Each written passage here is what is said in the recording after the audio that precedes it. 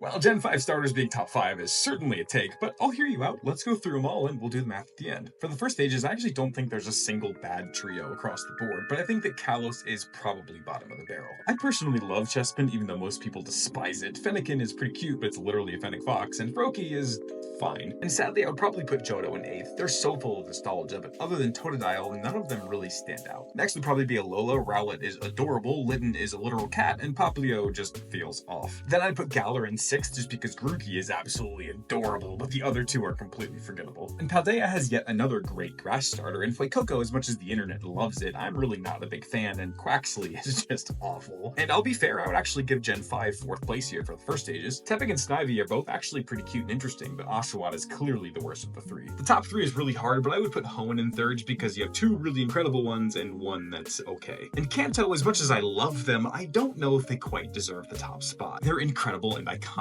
all the way across the board, but I do think that Sinnoh's first stage trio is absolutely perfect, even if I'm not personally a huge fan of Piplup. I'll move through middle stages quickly because most of them are pretty bad. In Kalos, I don't like any of them one bit. In Galar, Raboot is awesome, but god, the other 2 are so bad. For Alola, similar story, heavily carried by Torracat. Sinnohs are all fine, but not great. Even my sweet babies from Kanto are definitely mid. Hoenn is hard carried by Grovyle, but the other 2 aren't bad. And even to my surprise, I'm gonna put Gen 5 in the 2 spot here. Pignite is atrocious, but the other 2 are actually pretty amazing. But Johto is the clear number 1 here. Croconaw is probably my least favorite, even though it's still awesome, and the other 2 I straight up prefer over their evolutions. But the final evolutions is where it gets really interesting. Something's gotta be last, and I think it's Galar here. Rillaboom without the drum is amazing, but with it, meh. Then Cinderace is fine, and Inteleon is probably the worst starter. Johto is all over the place on this list, but their final 3 are really just underwhelming, sadly. Kalos is carried by Greninja, and I actually like Chestnut quite a bit, even though most people hate it. The Unova I would actually put in the 6th spot. Emboar has grown on me a lot, and I actually think it's the best in the trio now. The other 2 are just sadly underwhelming. The Paldea starters have also really grown on me. Meowscarada is incredible, Skeledirge is super unique, and Quaquaval is just